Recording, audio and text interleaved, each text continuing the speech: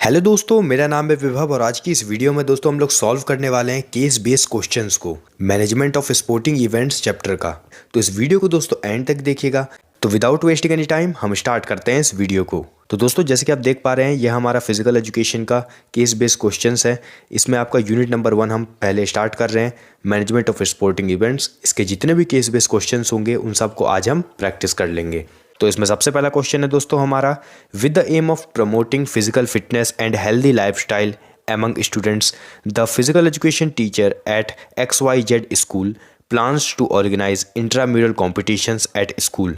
For conducting the event, he has given this assignment to the students of class 12 who have taken up physical education subject so that they can get first-hand experience of organizing events on the basis of given information. Answer the following questions.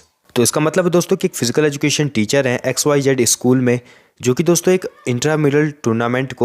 Intramural competition को organize करना चाहते हैं अपने school में, ताकि जिससे दोस्तों वो प्रमोट कर सके फिजिकल फिटनेस को, हेल्दी लाइफस्टाइल को स्टूडेंट्स के बीच में।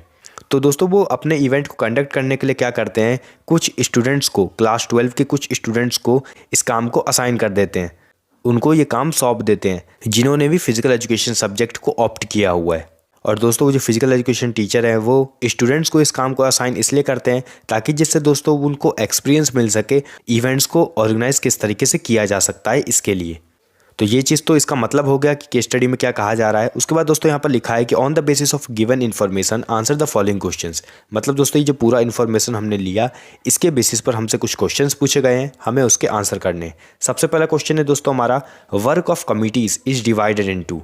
मतलब दोस्तों जो अलग अलग कमिटीज़ के वर्क होते हैं वो किन चीज़ों में डिवाइड किए जाते हैं।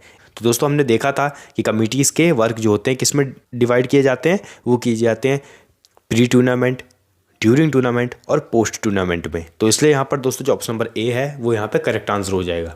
नेक्स्ट क्वेश्चन दोस्तों हमारा, जो कि एक मैच द फॉलोइंग का क्वेश्चन है। इसमें हमारे पास लेफ्ट हैंड साइड पर दिए गए हैं technical committee, finance committee, transport committee और फर्स्ट एड कमेटी। और राइट हैंड साइड पर हमें दिया गया है to provide shifting facility, to resolve dispute, to deals with money and expenditure. और चौथा हमारे पास दिया गया है टू प्रोवाइड मेडिकल फैसिलिटी। तो दोस्तों टेक्निकल कमेटी का काम होता है to resolve dispute, finance committee का काम होता है to deals with money and expenditure, transport committee का काम होता है टू प्रोवाइड शिफ्टिंग फैसिलिटी और फर्स्ट एड कमेटी का काम होता है टू प्रोवाइड मेडिकल फैसिलिटी। तो इसलिए दोस्तों यहाँ पर जो ऑप्शन नंबर ए है वो यहाँ पे करेक्ट आंसर हो जाएगा। नेक्स्ट क्वेश्चन दोस्तों हमारा, which is not the objective of sports tournament. मतलब दोस्तों हमारे पास कुछ ऑप्शंस में अलग अलग ऑब्जेक्टिव्स दिए गए हैं, इनमें से स्पोर्ट्स टूर्नामेंट का कौन सा ऑब्जेक्टिव नहीं है।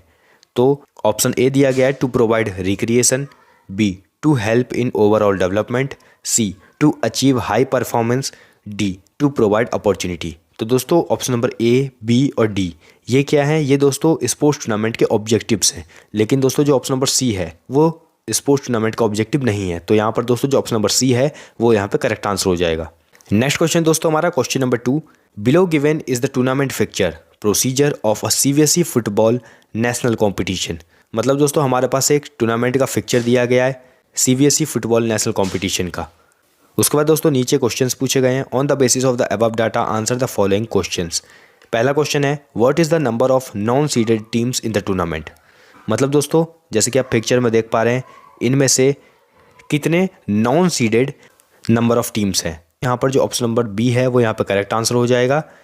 9 यहाँ पर क्या है, नॉन सीडेड टीम्स हैं। नेक्स्ट क्वेश्चन दोस्तों हमारा, the provision which places good teams in separate halves और pools so that they do not play with other good teams at earlier rounds is known as. तो दोस्तों ये चीज़ तो हमने पढ़ा है, इसे हम कहते हैं seeding method. Seeding method is the provision which places good teams in separate halves or pools so that they do not play with other good teams at earlier rounds.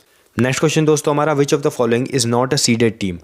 मतलब दोस्तों इनमें से कौन सा एक सीडेड टीम नहीं है। तो दोस्तों हमारे पास ऑप्शन में दिए गए हैं अलग अलग टीम्स, उनमें से दोस्तों टीम 8, टीम 13 और टीम 7 ये सीडेड टीम्स हैं। लेकिन दोस्तों जो टीम 10 है वो एक सीडेड टीम नहीं है, जैसे कि आप दोस्तों यहाँ पर ऊपर पिक्चर में भी देख पा रहे होंगे। नेक्स्ट क्वेश्चन दोस्तों हमारा, below given is the tournament fixture procedure of a CBSE volleyball national competition. मतलब दोस्तों हमारे पास एक फिक्चर दिया गया है टूर्नामेंट का सीबीएसई वॉलीबॉल नेशनल कॉम्पिटिशन। उसके बाद दोस्तों नीचे हमसे कुछ क्वेश्चंस पूछे गए हैं। On the basis of the above data answer the following questions. सबसे पहला क्वेश्चन है the formula for calculating number of matches in round robin tournament are where n is number of teams is. मतलब दोस्तों round robin tournament में number of matches को calculate करने के लिए क्या फॉर्मूला होता है। तो दोस्तों ये चीज़ आपको पता होगा कि राउंड रॉबिन टूर्नामेंट मतलब लीग टूर्नामेंट, इसमें नंबर ऑफ मैचेस को कैलकुलेट करने का फॉर्मूला होता है n ब्रैकेट में n-1/2। ये दोस्तों मैंने अपनी वीडियोस में भी बता रखा है। अगर आपको नहीं पता है तो डिस्क्रिप्शन बॉक्स में लिंक दिया गया है वीडियो का, जरूर से आप उसको देख लीजिएगा। आपको पूरा पिक्चर किस तरीके से बनाते हैं, कैसे हम सॉल्व कर सकते हैं, सारी चीज़ आपको समझ में आ जाएगी। नेक्स्ट क्वेश्चन दोस्तों हमारा, इन league tournaments the winner is decided by. मतलब दोस्तों लीग टूर्नामेंट में विनर कैसे डिसाइड किया जा सकता है। तो दोस्तों लीग टूर्नामेंट में विनर को हम डिसाइड कर सकते हैं दो अलग अलग मेथड से, ब्रिटिश मेथड और अमेरिकन मेथड से। तो इसलिए दोस्तों यहाँ पर जो ऑप्शन नंबर डी है वो यहाँ पे करेक्ट आंसर हो जाएगा। नेक्स्ट क्वेश्चन दोस्तों हमारा, which of the following is not a league fixture procedure. मतलब दोस्तों इनमें से कौन सा लीग फिक्चर प्रोसीजर नहीं है। तो दोस्तों स्टेयरकेस मेथड होता है, साइक्लिक भी होता है और टेबुलर भी होता है। ये तीनों हमने पढ़े हैं, लेकिन लैडर मेथड कुछ भी नहीं होता है इसमें। तो यहाँ पर दोस्तों जो ऑप्शन नंबर ए है वो यहाँ पे करेक्ट आंसर हो जाएगा। नेक्स्ट क्वेश्चन दोस्तों हमारा, competing in physical activities has been the natural tendency of humans. The competitions और tournaments are held according to the set rules and regulations. The success of the tournament depends upon suitable fixture. Observe the below given fixture and answer the questions.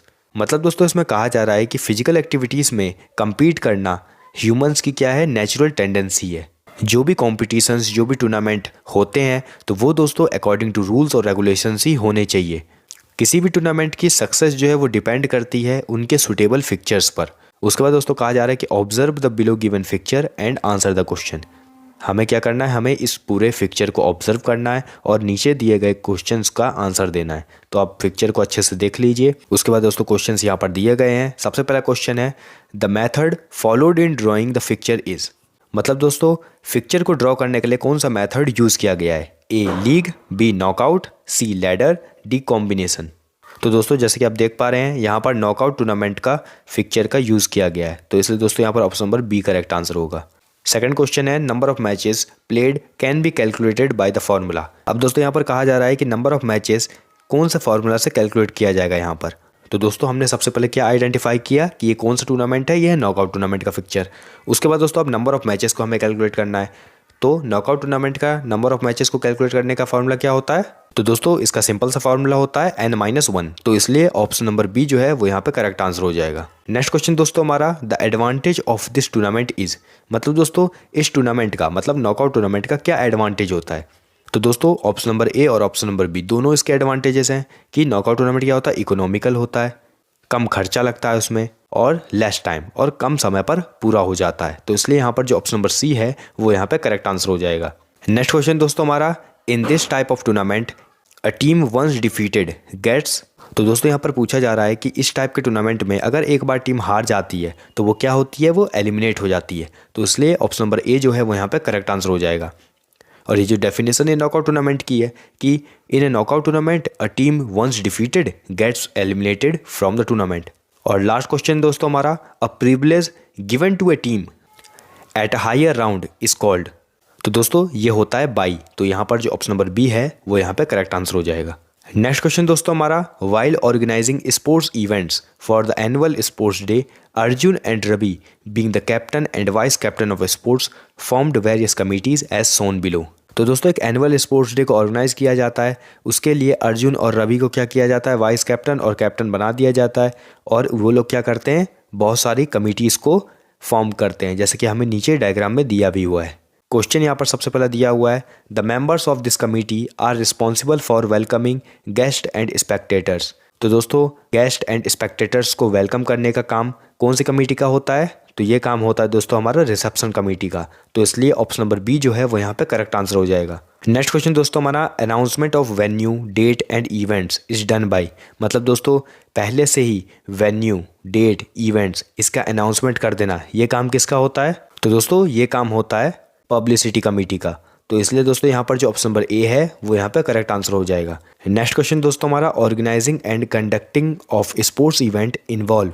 मतलब दोस्तों sports event को organize करना, conduct करना, ये काम दोस्तों कहाँ पर किया जाता है, A planning, B forming committees, C both A and B, D only delegation.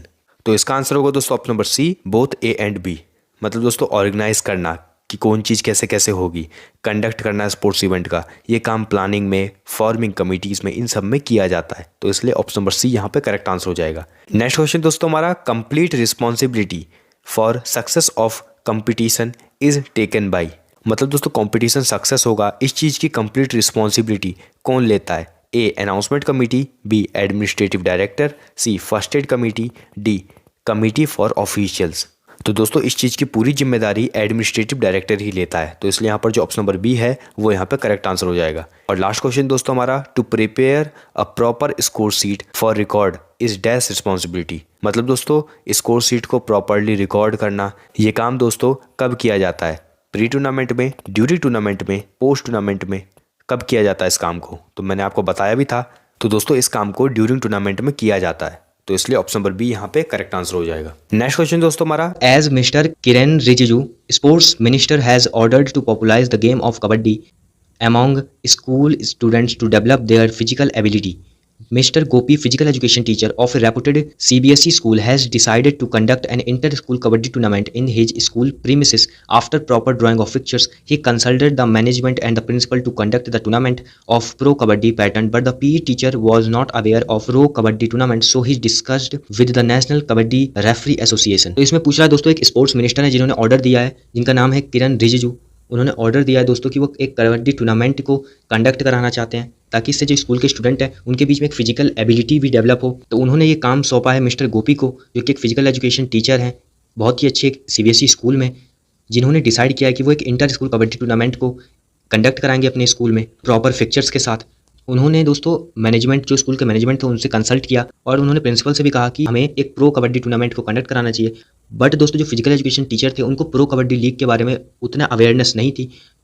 तब उन्होंने डिस्कस किया नेशनल कबड्डी रेफरी एसोसिएशन से। अब इसमें हमसे क्वेश्चन पूछे जा रहे हैं, which of the following is the best method to organize the kind of tournament. अगर वो कबड्डी का टूर्नामेंट करा रहे हैं तो कौन सा मेथड उनके लिए सबसे बेस्ट होगा? A knockout tournament, B league tournament, C ladder tournament, या डी पिरामिड टूर्नामेंट। तो इसका आंसर क्या होगा दोस्तों? इसका आंसर होगा option number B, league tournament. क्योंकि दोस्तों ये चीज़ हमें पता है कि लीग टूर्नामेंट में सबसे ज़्यादा चांसेस मिलता है किसी भी टीम को। अगर वो डबल लीग टूर्नामेंट कराएंगे तो उन्हें सबसे ज़्यादा चांसेस मिलेगा, हर टीम के साथ दो बार खेलने का मौका मिलेगा। मतलब दोस्तों इसमें अपॉर्चुनिटी बहुत ही ज़्यादा होती है। तो इसलिए जो लीग टूर्नामेंट है वो सबसे बेस्ट मेथड होगा टूर्नामेंट को ऑर्गेनाइज कराने के लिए। सेकंड क्वेश्चन इसमें पूछ रहा है, the knockout tournament also known as. जो नॉकआउट टूर्नामेंट है उसका दूसरा नाम क्या होता है? A combination, B elimination tournament, C league tournament, या D league cum knockout tournament. तो इसका आंसर क्या होगा दोस्तों? इसका आंसर होगा option number B, elimination tournament. Third question इसमें हमसे दोस्तों पूछ रहा है, if 17 teams are participating in this tournament, how many teams will be get bye.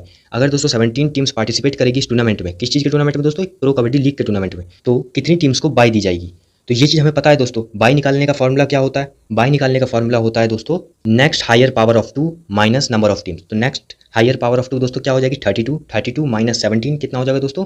15 बाईस। तो ऑप्शन नंबर ए इसका करेक्ट आंसर हो जाएगा। नेक्स्ट क्वेश्चन दोस्तों हमारा, जिसमें हमसे पूछ रहा है, Kumar of 11th A is a great athlete. एक कुमार है जो कि 11th ए क्लास का है, जो कि बहुत ही एक अच्छा एथलीट है। After the lockdown he went to see his physical education teacher. Lockdown खत्म होने के बाद दोस्तों वो अपने फिजिकल एजुकेशन टीचर से मिला, मिस्टर मुरुगन, उनका नाम है mister Murugan. The physical education teacher is shocked to see Kumar. जो दोस्तों मिस्टर मुरुगन थे, उनके फिजिकल एजुकेशन टीचर, वो शॉक हो गए इनको देखते, क्योंकि जो कुमार थे, जो कि एक अच्छे एथलीट थे, उन्होंने दोस्तों बहुत ही ज़्यादा वेट गेन कर लिया था। He also observe many other students have also gained wait. उन्होंने ये भी ऑब्जर्व किया कि बहुत सारे स्टूडेंट ने वेट को गेन कर लिया है। The PE teacher decided to conduct an inter house tournament. जो पीई टीचर थे, जो उनके फिजिकल एजुकेशन टीचर थे मिस्टर मुरुगन, उन्होंने डिसाइड किया कि वो एक इंटर हाउस टूर्नामेंट को कंडक्ट करेंगे इन द कैंपस, मतलब अपने स्कूल कैंपस में। Kumar requested PE teacher to conduct the tournament on league basis. जो कुमार था, जो कि एक अच्छा एथलीट है, उन्होंने अपने पीई टीचर से ये रिक्वेस्ट किया कि आप एक लीग बेसिस पे टूर्नामेंट को कंडक्ट कीजिए। अब इसमें हमसे क्वेश्चंस पूछा जा रहा है। Kumar feels that league method is best one of inter house tournament, why? A less period required, B limited official, C true winner, D players would be less tired. इसका आंसर क्या होगा दोस्तों? इसका आंसर दोस्तों बहुत ही ज़्यादा ईजी है, जो कि option number C true winner. क्योंकि दोस्तों ये चीज़ हमें पता है कि लीग टूर्नामेंट में जो टीम्स होती है, जो डिजर्विंग टीम्स होती है, वही दोस्तों टूर्नामेंट को जीतती है मोस्ट ऑफ द केसेस में। क्योंकि दोस्तों इसमें हर टीम्स को इक्वल चांस दिया जाता है, हर टीम को इक्वल अपॉर्चुनिटी मिलती है खेलने के लिए। इसीलिए दोस्तों जो ऑप्शन नंबर सी है वो इसका करेक्ट आंसर हो जाएगा। सेकंड इसमें दोस्तों क्वेश्चन पूछा जा रहा है, if 7 teams participate in a double league tournament such as in the IPL, how many matches will be conduct in the first phase of league. अगर दोस्तों 7 टीम्स पार्टिसिपेट कर रही है डबल लीग टूर्नामेंट में IPL की तरह, how many matches will be conduct in the first phase of league.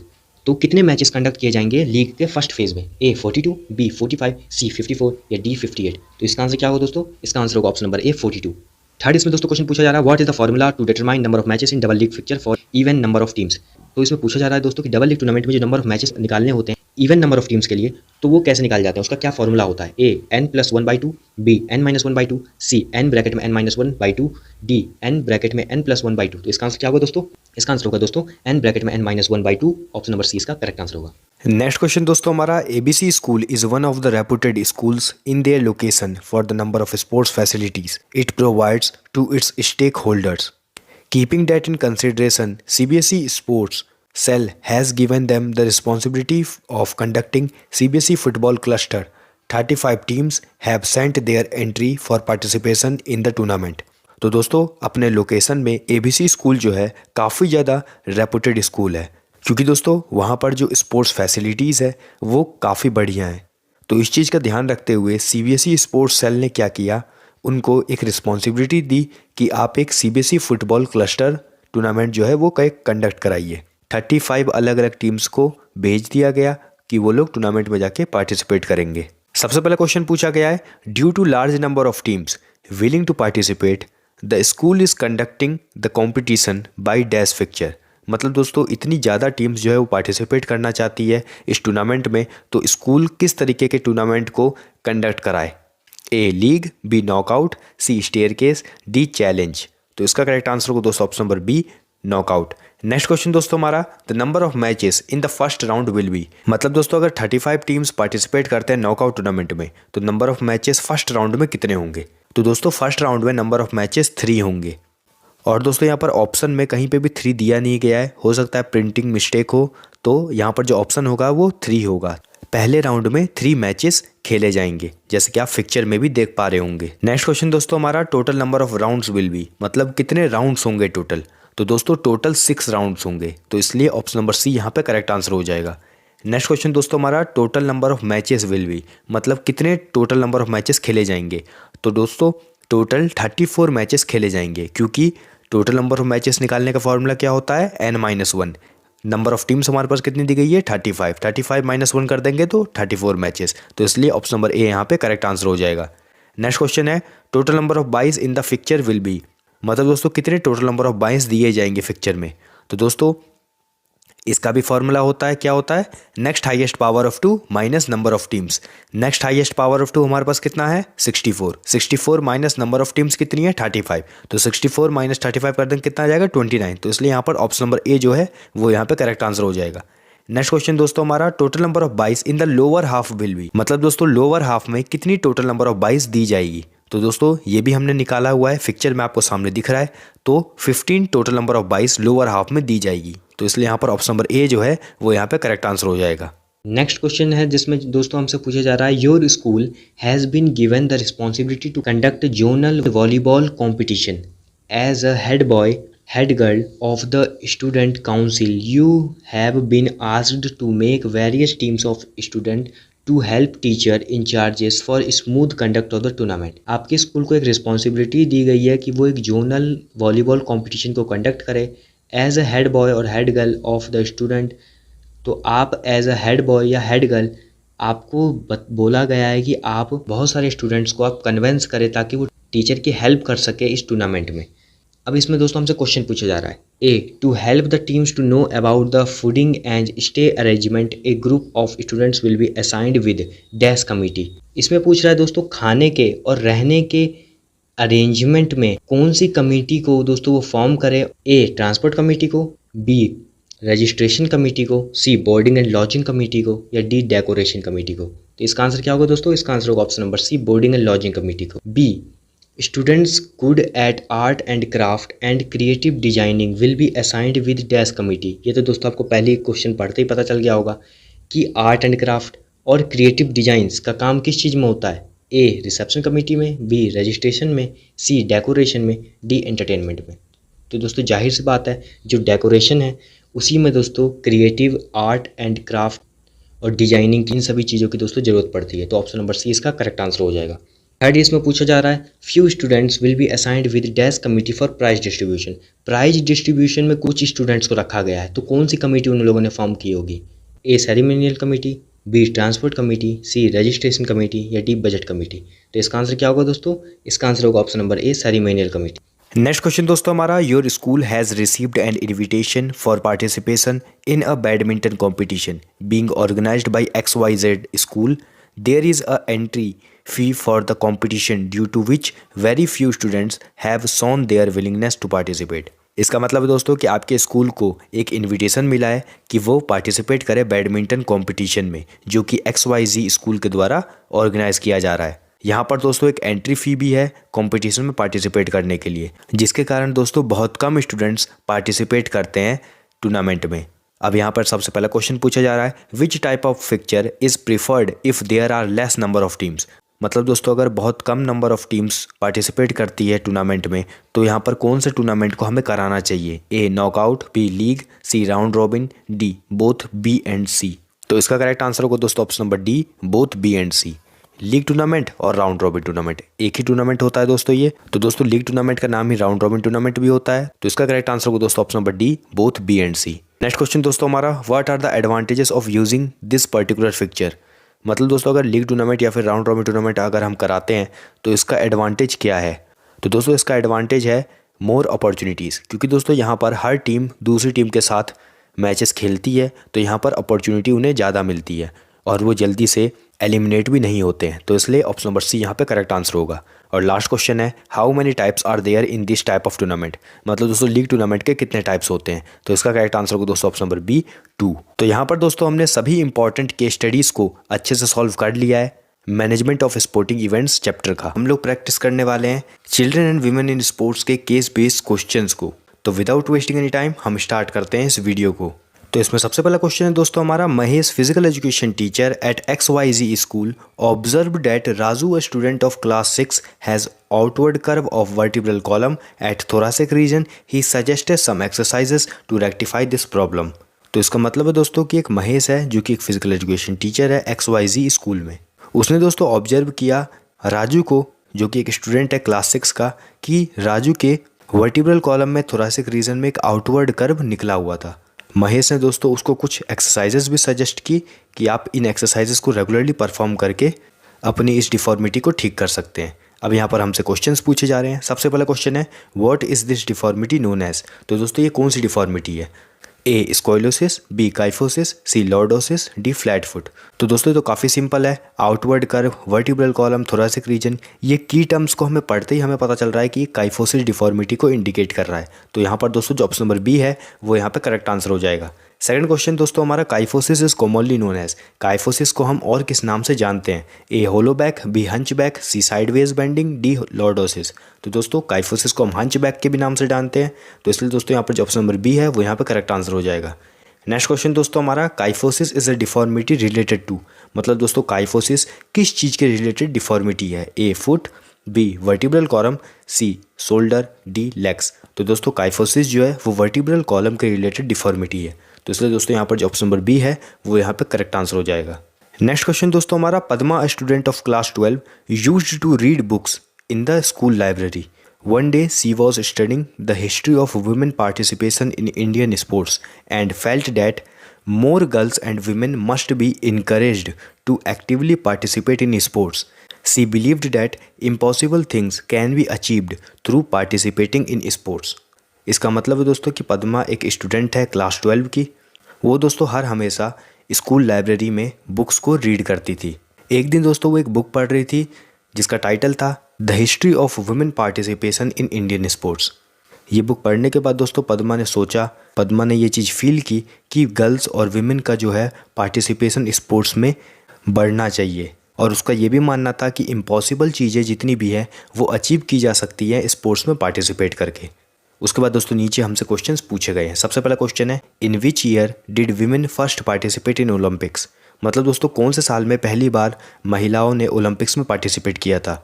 A 2000, B 1900, C 2012, D 1947। तो इसका करेक्ट आंसर होगा दोस्तों option number B 1900। Second question है, which of the following players is associated with badminton. मतलब दोस्तों इनमें से कौन सा प्लेयर बैडमिंटन से एसोसिएटेड है? ए सानिया मिर्जा, बी साइना नेहवाल, सी कर्णम, डी पीटी उषा।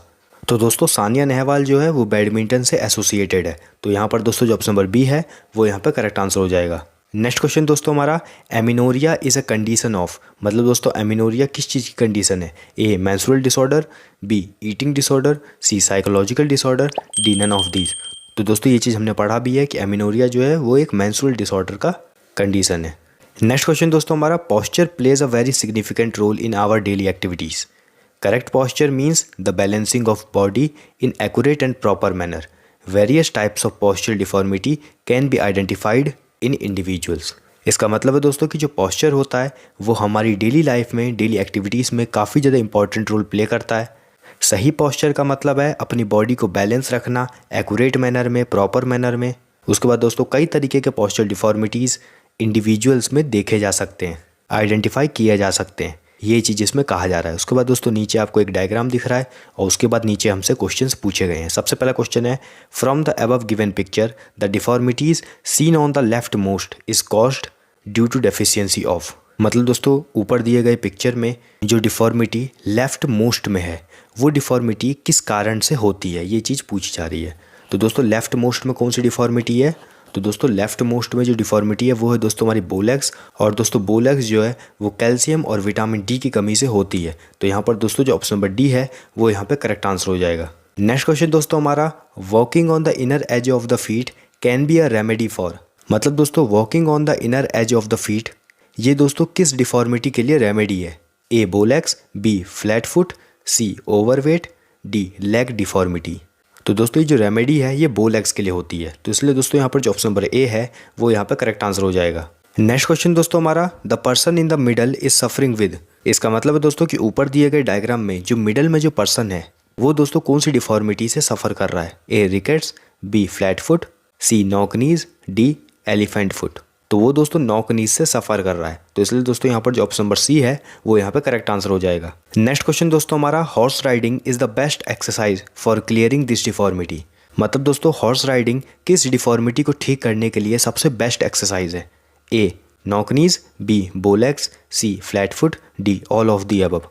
तो दोस्तों हॉर्स राइडिंग जो है वो बेस्ट रेमेडी है नॉक नीज को ठीक करने के लिए, तो यहाँ पर जो ऑप्शन नंबर ए है वो यहाँ पे करेक्ट आंसर हो जाएगा। नेक्स्ट क्वेश्चन दोस्तों हमारा, performing this asana regularly can be a remedy for knock knees. मतलब दोस्तों ऑप्शंस में दिए गए आसना में से कौन सा आसना बेस्ट रेमेडी है नॉक नीज को ठीक करने के लिए? ए पद्मासना, बी ताड़ासना, सी वज्रासना, डी हलासना। तो इसका करेक्ट आंसर होगा दोस्तों पद्मासना। ऑप्शन नंबर ए इसका करेक्ट आंसर हो जाएगा। पद्मासना जो है वो बेस्ट रेमेडी है नॉक नीज को ठीक करने के लिए। नेक्स्ट क्वेश्चन दोस्तों हमारा, Sheetal spend her weekend checking the health status of all the security guards of her huge gated community as a part of project work assigned by P teachers. She found out that more than half of them have shown a significant deformity in the upper part of their vertebral column. तो दोस्तों शीतल नाम की एक लड़की है, वो क्या करती है अपने वीकेंड में अपने सिक्योरिटी गार्ड्स के हेल्थ स्टेटस को चेक करती है, और ये काम उसको पीई टीचर ने एज अ प्रोजेक्ट वर्क दिया था। जब दोस्तों वो हेल्थ स्टेटस चेक करती है अपने सिक्योरिटी गार्ड्स के, तब दोस्तों उसे पता चलता है कि आधे से ज़्यादा सिक्योरिटी गार्ड्स को क्या है, उनकी बॉडी के अपर पार्ट में वर्टिब्रल कॉलम में डिफॉर्मिटीज़ है। उसके बाद दोस्तों आप नीचे एक डायग्राम दिया गया वो भी आप देख सकते हैं, और उसके बाद नीचे हमसे क्वेश्चंस पूछे गए हैं। सबसे पहला क्वेश्चन है, the term used to describe this deformities. मतलब दोस्तों इस डिफॉर्मिटी को डिस्क्राइब करने के लिए कौन से वर्ड का यूज़ किया जाता है? A lordosis, B scoliosis, C kyphosis, D both A and B. तो इसका करेक्ट आंसर होगा दोस्तों ऑप्शन नंबर सी काइफोसिस। और ये चीज़ दोस्तों ऊपर केस स्टडी में भी दी गई है, यहाँ पर लिखे हुए हैं दो टर्म, सबसे पहला वर्टिब्रल कॉलम, दूसरा अपर पार्ट। तो इससे हम समझ सकते हैं कि डिफॉर्मिटी काइफोसिस को इंडिकेट कर रही है, तो इसलिए दोस्तों इसका आंसर जो होगा वो ऑप्शन नंबर सी होगा काइफोसिस। सेकंड क्वेश्चन है, this deformity is mainly caused due to. इसका मतलब है दोस्तों कि ये जो डिफॉर्मिटी है ये किस कारण से होती है? तो दोस्तों ये जो डिफॉर्मिटी कौन सी है वो है काइफोसिस। अब ये काइफोसिस किस कारण से होती है ये चीज़ हमें बताना है। A carrying heavy loads, B lack of exercise, C weak muscles, D all of the above. तो दोस्तों ये सब चीज़ें हमने पढ़ रखा है कि जो काइफोसिस है वो हैवी लोड्स को कैरी करने से, एक्सरसाइज की कमी रखने से, मसल्स के वीक होने से होती है, तो इसलिए यहाँ पर जो ऑप्शन नंबर डी है वो यहाँ पे करेक्ट आंसर हो जाएगा। अगर आपको दोस्तों इन क्वेश्चंस को सॉल्व करने में दिक्कत आ रही है, आपके अगर कंसेप्ट्स क्लियर नहीं है, तो दोस्तों इस चैप्टर को मैंने अच्छे से एक्सप्लेन किया हुआ हूँ according to new syllabus. Description box में दोस्तों आपको लिंक मिल जाएगा, आप दोस्तों उस वीडियो को क्लिक करके उस वीडियो को देखिए। उसके बाद दोस्तों आप किसी भी तरीके के क्वेश्चंस को अच्छे से सॉल्व कर पाएंगे, आपके सभी कंसेप्ट क्लियर हो जाएंगे। थर्ड क्वेश्चन दोस्तों हमारा, the asanas which helps in rectifying such conditions are. मतलब दोस्तों कौन से आसनास हैं जो कि दोस्तों काइफोसिस को ठीक करने में हेल्प कर सकते हैं। A chakrasana, B dhanurasana, C halasana, D both A and B. तो दोस्तों काइफोसिस को ठीक करने में चक्रासना, धनुरासना, ये दोनों आसनास काफ़ी ज़्यादा इंपॉर्टेंट रोल प्ले कर सकते हैं। तो इसलिए दोस्तों यहाँ पर जो ऑप्शन नंबर डी है वो यहाँ पर करेक्ट आंसर हो जाएगा।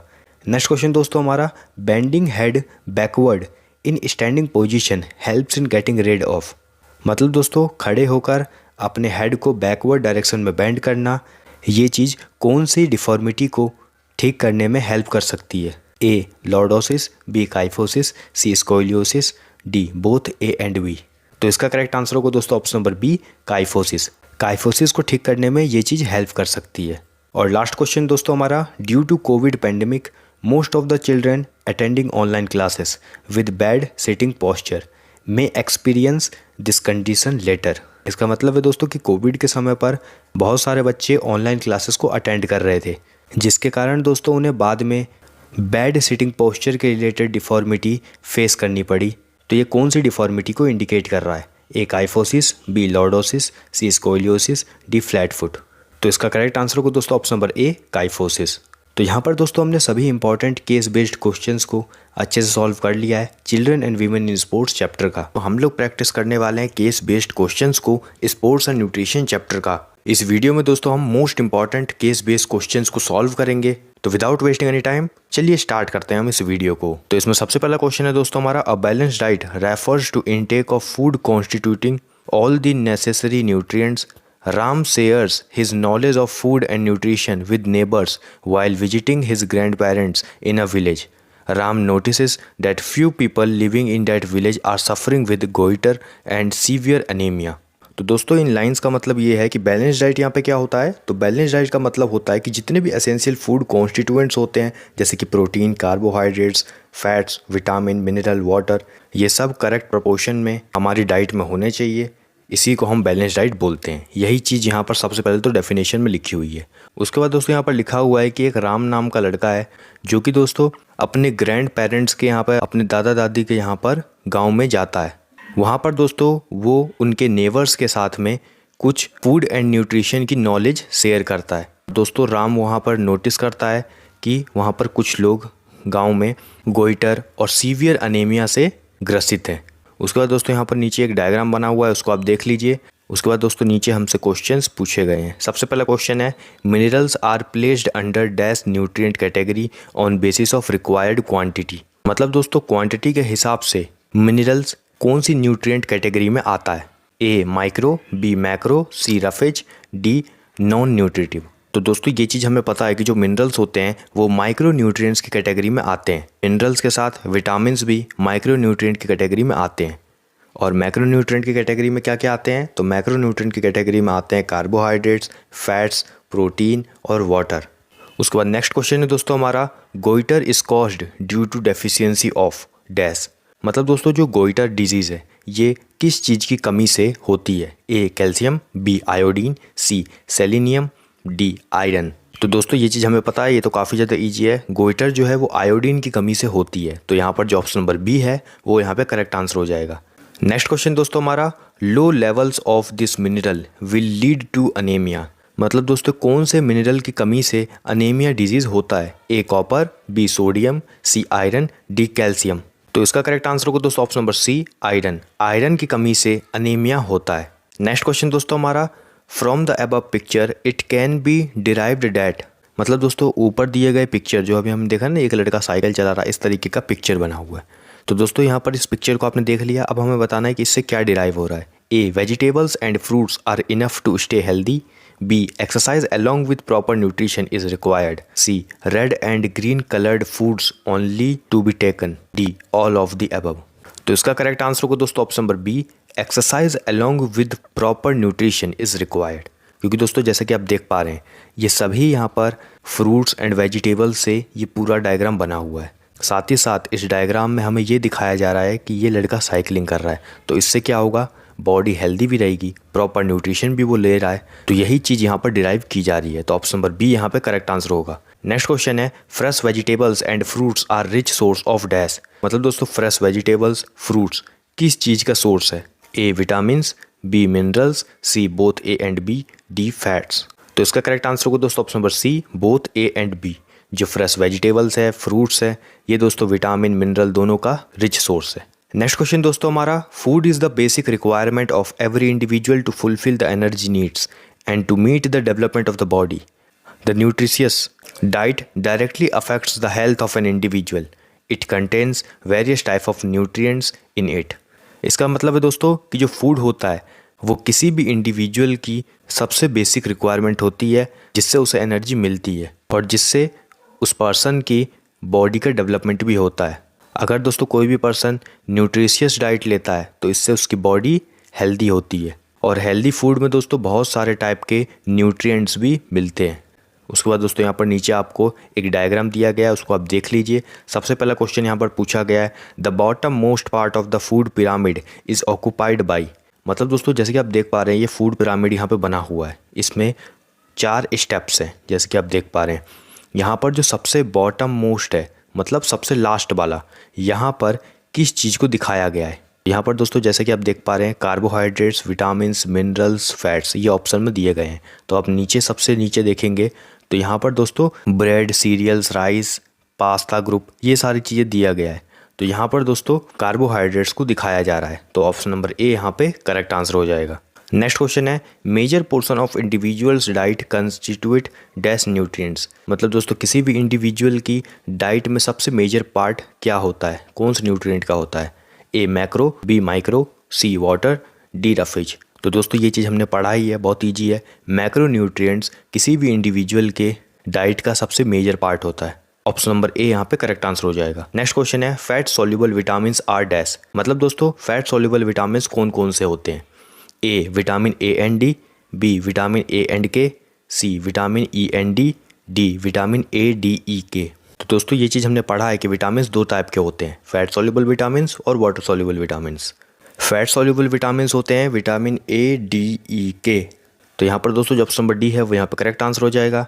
अब दोस्तों आपको कमेंट बॉक्स में बताना है कि वाटर सोल्यूबल विटामिन्स कौन कौन से होते हैं। नेक्स्ट क्वेश्चन दोस्तों हमारा, the body building nutrient is dash. मतलब दोस्तों इनमें से कौन सा बॉडी बिल्डिंग न्यूट्रिएंट है? तो दोस्तों ये तो काफ़ी ज़्यादा ईजी है, प्रोटीन बॉडी बिल्डिंग न्यूट्रिएंट है। तो यहाँ पर option number C correct answer हो जाएगा। नेक्स्ट क्वेश्चन है, ghee, butter, cheese and curds are rich source of dash.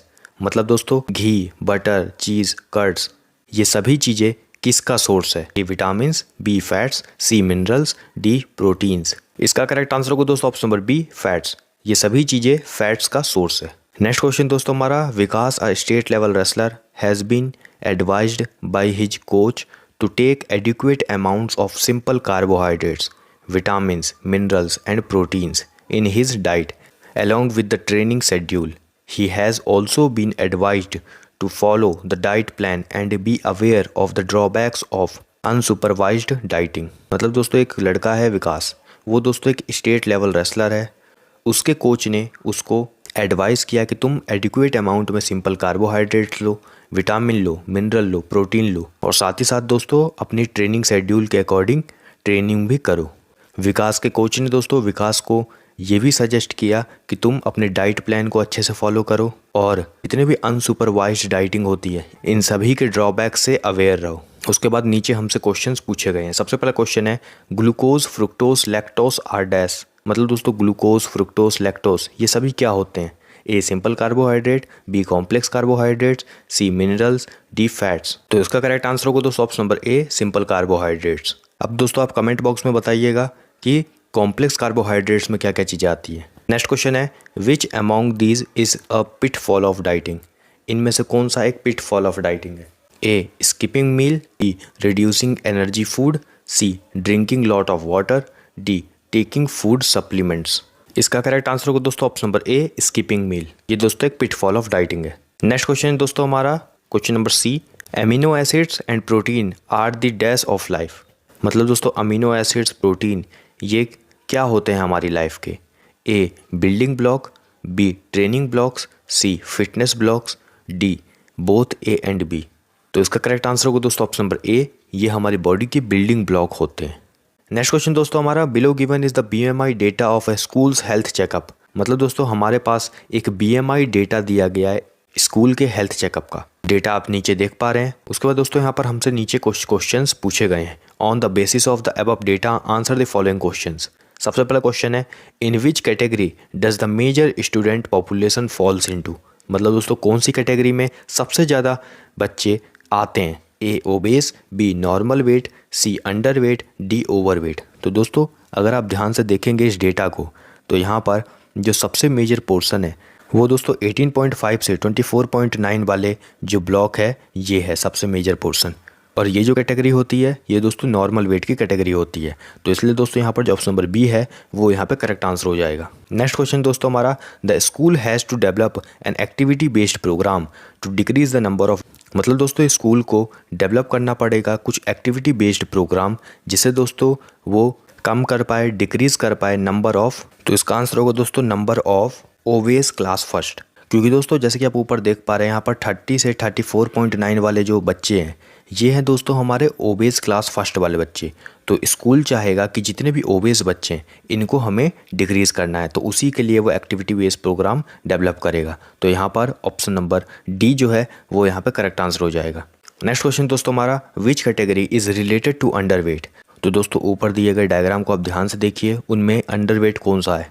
तो दोस्तों बिलो 18.5 वाला जो डायग्राम है वो दोस्तों अंडरवेट का कैटेगरी है। तो यहाँ पर दोस्तों जो ऑप्शन नंबर बी है वो यहाँ पे करेक्ट आंसर हो जाएगा। नेक्स्ट क्वेश्चन दोस्तों हमारा question number 5, below given is the details of different type of vitamins required for our body. मतलब दोस्तों यहाँ पर हमारे पास कुछ डिटेल्स दी गई है जो कि डायग्राम के थ्रू हमें बताया जा रहा है कि यहाँ पर बहुत सारे टाइप के विटामिन्स हैं जो कि हमारी बॉडी के लिए रिक्वायर्ड है, ज़रूरी है। सबसे पहला क्वेश्चन है, the vitamins, minerals and water collectively called as dash food. मतलब दोस्तों विटामिन्स, मिनरल्स, वाटर, इनको साथ में मिलाकर किस तरीके का फूड इन्हें बोला जाता है? A body building, B defensive, C energy yielding, D facilitating. तो दोस्तों इनको साथ में मिलाकर बोला जाता है डिफेंसिव फूड। तो यहाँ पर ऑप्शन नंबर बी यहाँ पे करेक्ट आंसर हो जाएगा। नेक्स्ट क्वेश्चन दोस्तों हमारा, vitamin E contributes to the production of dash making our dash system strong. मतलब दोस्तों विटामिन ई सबसे ज़्यादा कंट्रीब्यूट करता है किस चीज़ की प्रोडक्शन में, और उससे हमारा कौन सा बॉडी का सिस्टम स्ट्रॉन्ग होता है? तो दोस्तों विटामिन ई जो है वो सबसे ज़्यादा कंट्रीब्यूट करता है एंटीबॉडीज़ के प्रोडक्शन में, और उससे दोस्तों हमारा इम्यूनिटी सिस्टम काफ़ी ज़्यादा स्ट्रॉन्ग होता है। तो यहाँ पर ऑप्शन नंबर बी जो है वो यहाँ पर करेक्ट आंसर हो जाएगा। नेक्स्ट क्वेश्चन है, dash vitamin is a group of 8 water soluble vitamin which are important for cellular metabolism. मतलब दोस्तों कौन सा विटामिन है जो कि ग्रुप है 8 वाटर सॉल्युबल विटामिन्स का, जो कि दोस्तों काफ़ी ज़्यादा इंपॉर्टेंट हमारे सेलुलर मेटाबॉलिज्म के लिए। तो दोस्तों 8 वाटर सॉल्युबल विटामिन का जो ग्रुप है उसे हम कहते हैं विटामिन बी कॉम्प्लेक्स। तो यहाँ पर ऑप्शन नंबर बी जो है वो यहाँ पर करेक्ट आंसर हो जाएगा। नेक्स्ट क्वेश्चन दोस्तों हमारा question number 6, the Ganga school teams have started the practice for basketball cluster tournament. One day, the school secretary visited the playground and watched the practice session. He felt that the players were weak. After discussion with the coach, he arranged a dietitian to rectify the players' requirements. मतलब दोस्तों एक Ganga school team है जिसने दोस्तों क्या किया, basketball cluster tournament के लिए प्रैक्टिस अपनी शुरू करी। एक दिन स्कूल सेक्रेटरी जो है वो प्लेग्राउंड में आते हैं और उन बच्चों का प्रैक्टिस सेशन को देखते हैं, और जब दोस्तों वो उन बच्चों के प्रैक्टिस सेशन को देखते हैं, उस पर गौर करते हैं, तो उससे दोस्तों उन्हें पता चलता है कि जितने भी प्लेयर्स हैं वो लगभग प्लेयर्स वीक हैं। और उसके बाद दोस्तों वो कुछ डिस्कशन करते हैं कोच के साथ, और उनके लिए, उन सभी बच्चों के लिए डाइटिशियन को अरेंज करवाते हैं ताकि जिससे प्लेयर्स की रिक्वायरमेंट को रेक्टिफाई किया जा सके। उसके बाद दोस्तों यहाँ पर नीचे हमसे कुछ क्वेश्चंस पूछे गए हैं। सबसे पहला क्वेश्चन है, which types of nutrients are advisable for the players. मतलब दोस्तों इन सभी प्लेयर के लिए कौन से टाइप का न्यूट्रिएंट सबसे ज़्यादा एडवाइस किया जा रहा है? ए प्रोटीन, बी मिनरल्स, सी विटामिन्स, डी कार्बोहाइड्रेट्स। दोस्तों इन सभी बच्चों के लिए कार्बोहाइड्रेट्स सबसे ज़्यादा एडवाइजेबल है। तो दोस्तों अब आप लोग सोच रहे होंगे कि कार्बोहाइड्रेट्स को ही क्यों यहाँ पे एडवाइस किया जा रहा है, प्रोटीन, मिनरल्स, विटामिन इन सबको क्यों नहीं किया जा रहा है। तो दोस्तों इसका सिंपल सा रीजन है कि कार्बोहाइड्रेट्स जो होता है उससे काफ़ी ज़्यादा एनर्जी मिलती है। तो इसलिए दोस्तों यहाँ पर ऑप्शन नंबर डी जो है वो यहाँ पे करेक्ट आंसर हो जाएगा। नेक्स्ट क्वेश्चन है, it is recommended to drink dash of water daily. मतलब दोस्तों कितना लीटर वाटर उन सभी बच्चों को रिकमेंड किया गया है पीने के लिए। तो दोस्तों उन सभी बच्चों को रिकमेंड किया है 2 से 3 लीटर वाटर को। तो यहाँ पर ऑप्शन नंबर बी जो है वो यहाँ पर करेक्ट आंसर हो जाएगा। नेक्स्ट क्वेश्चन है, विटामिन्स आर कॉल्ड। मतलब दोस्तों विटामिन्स को क्या कहा जाता है, A protective foods, B body building food, C energy giving food, D strong bones. तो दोस्तों विटामिन्स को कहा जाता है protective food, body building food किसे कहा जाता है, वो कहा जाता है प्रोटीन को। तो यहाँ पर ऑप्शन नंबर ए जो है वो यहाँ पर करेक्ट आंसर हो जाएगा। नेक्स्ट क्वेश्चन दोस्तों हमारा question number 7, Sita got admission in class 9 in a reputed school.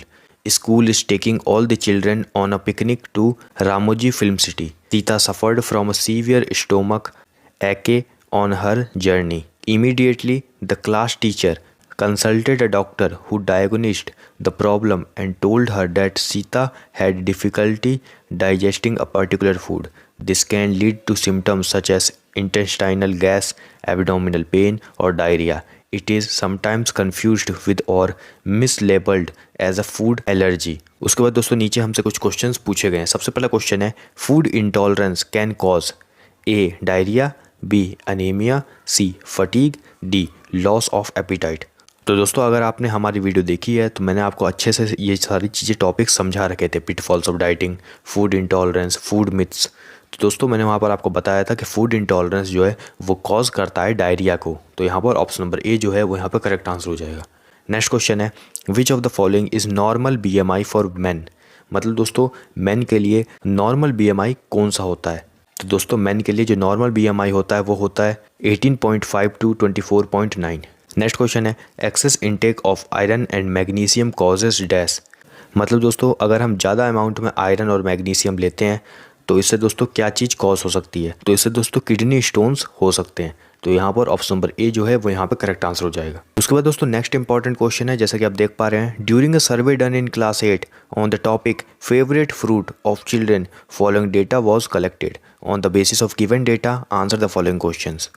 मतलब दोस्तों एक सर्वे किया गया क्लास 8 में, जिसमें दोस्तों उस सर्वे का टॉपिक था कि सभी चिल्ड्रन के कौन कौन से फेवरेट फ्रूट हैं, और उसके बाद ये डेटा को कलेक्ट किया गया, जैसे कि आप डायग्राम में देख पा रहे हैं। सबसे पहला क्वेश्चन है, which fruit is liked most by the children. मतलब दोस्तों कौन सा फ्रूट सबसे ज़्यादा बच्चों की पसंद है। तो इसका करेक्ट आंसर होगा बनाना। जैसे कि आप देख पा रहे हैं 30% बच्चों की पसंद है बनाना। तो ऑप्शन नंबर ए यहाँ पे करेक्ट आंसर हो जाएगा। नेक्स्ट क्वेश्चन है, विच acid is present in oranges. मतलब दोस्तों ऑरेंजेस में कौन सा एसिड प्रेजेंट होता है। इसका करेक्ट आंसर होगा दोस्तों option number D, all of these. Oranges में दोस्तों ascorbic acid, citric acid, pantothenic acid सब चीज़ प्रेजेंट होते हैं। नेक्स्ट क्वेश्चन है, which fruit is a good source of potassium. Potassium का सबसे अच्छा सोर्स कौन सा है। ए ऑरेंजेस, बी पीच, सी कीवी, डी बनाना। तो इसका करेक्ट आंसर होगा दोस्तों ऑप्शन नंबर डी, बनाना। तो यहाँ पर दोस्तों हमने सभी इंपॉर्टेंट केस बेस्ड क्वेश्चंस को अच्छे से सॉल्व कर लिया है स्पोर्ट्स एंड न्यूट्रिशन चैप्टर का। हम लोग प्रैक्टिस करेंगे कुछ most important case based questions को test and measurement in sports chapter के। इस वीडियो को एंड तक देखिएगा। तो विदाउट वेस्टिंग एनी टाइम चलिए स्टार्ट करते हैं इस वीडियो को। तो इसमें दोस्तों सबसे पहला क्वेश्चन है, mister Lakshman aged 65 years worked as a civil engineer in a construction company. He had to walk and climb a lot as part of his job. After retirement, he settled with his son, spending time with his grandchildren. Nowadays, he is experiencing difficulty in doing certain chores which involves physical movement. इसका मतलब है दोस्तों एक mister Lakshman नाम के आदमी है जो कि दोस्तों 65 ईयर्स ओल्ड है। वो दोस्तों एक सिविल इंजीनियर की तरह एक कंस्ट्रक्शन कंपनी में काम करते थे। उन्हें दोस्तों अपनी जॉब में काफ़ी ज़्यादा चलना पड़ता था, काफ़ी ज़्यादा क्लाइंब मतलब चढ़ना पड़ता था। अब दोस्तों उन्होंने रिटायरमेंट ले लिया है। तो उसके बाद दोस्तों अपने रिटायरमेंट के बाद वो अपने सन के साथ सेटल हो गए, उसके साथ रहने लग गए। वहाँ पर दोस्तों वो अपने ग्रैंड चिल्ड्रन के साथ समय ज़्यादातर बिताते हैं। अब दोस्तों कुछ दिनों से उन्हें डिफ़िकल्टी हो रही है, काफ़ी ज़्यादा प्रॉब्लम्स फेस करनी पड़ रही है कुछ काम को करने में उनकी फिजिकल मूवमेंट के रिलेटेड। उसके बाद दोस्तों आप नीचे एक डायग्राम देख पा रहे होंगे। उसके बाद नीचे हमसे कुछ क्वेश्चंस पूछे गए हैं। सबसे पहला क्वेश्चन है, which of the following test would you recommend to check mister Lakshman fitness. मतलब दोस्तों मिस्टर लक्ष्मण की फिटनेस को चेक करने के लिए कौन से टेस्ट को आप रिकमेंड करोगे। तो दोस्तों जैसे कि हमें पता है कि मिस्टर लक्ष्मण की एज है 65 ईयर्स ओल्ड, मतलब दोस्तों वो एक ओल्ड एज पर्सन हो गए हैं अब। तो उनके लिए दोस्तों हम रिकली एंड जोन्स टेस्ट को सजेस्ट करेंगे। तो यहाँ पर ऑप्शन नंबर बी जो है वो यहाँ पे करेक्ट आंसर होगा। नेक्स्ट क्वेश्चन है, how many series of test are there in the prescribed fitness test for mister Lakshman. मतलब दोस्तों जो भी टेस्ट हमने मिस्टर लक्ष्मण को प्रिस्क्राइब किया उसमें कितने सीरीज ऑफ टेस्ट हैं। तो दोस्तों जैसे कि हमें पता है हमने अभी मिस्टर लक्ष्मण को Rikli and Jones senior citizen test prescribe किया है और उसके अंदर टोटल 6 टेस्ट होते हैं। तो यहाँ पर ऑप्शन नंबर बी जो है वो यहाँ पे करेक्ट आंसर हो जाएगा। नेक्स्ट क्वेश्चन दोस्तों हमारा, chair sit and reach test is done to check dash. मतलब दोस्तों chair sit and reach test से हम किस चीज़ को मेजर करते हैं, किस चीज़ को चेक करते हैं। दोस्तों ये चीज़ हमें पता है कि chair sit and reach test से हम फ्लेक्सिबिलिटी को चेक करते हैं। तो यहाँ पर ऑप्शन नंबर सी जो है वो यहाँ पे करेक्ट आंसर हो जाएगा। नेक्स्ट क्वेश्चन दोस्तों हमारा, pick the odd one out. मतलब दोस्तों इसमें से हमें कोई भी ऑड वन को आउट करना है। तो दोस्तों जैसे कि आप ऑप्शन में देख पा रहे होंगे यहाँ पर हमें दिया गया है arm curl test, chair stand test, 6 minute walk test, partial curl. तो दोस्तों यहाँ पर ऑड वन जो है वो है दोस्तों हमारा पार्शियल कर्ल, क्योंकि दोस्तों arm curl test, chair stand test, 6 minute walk test ये तीनों के तीनों दोस्तों Rikli and Jones senior citizen test का पार्ट है। पार्शियल कर्ल उनका पार्ट नहीं है, इसलिए यहाँ पर यही ऑड वन है। तो ऑप्शन नंबर डी यहाँ पे करेक्ट आंसर हो जाएगा। उसके बाद नेक्स्ट क्वेश्चन दोस्तों हमारा, the 8 foot up and go test as shown in the picture is performed to assess. मतलब दोस्तों 8 foot up and go test से हम किस चीज़ को मेजर करते हैं, किस चीज़ को चेक करते हैं। तो दोस्तों 8 foot up and go test से हम लोग एसेस करते हैं, हम लोग चेक करते हैं एजिलिटी को और कोऑर्डिनेशन को। तो कोऑर्डिनेशन तो यहाँ पर दिया नहीं गया है, यहाँ पर हमें एजिलिटी दिया गया है। तो एजिलिटी इसका करेक्ट आंसर हो जाएगा ऑप्शन नंबर ए।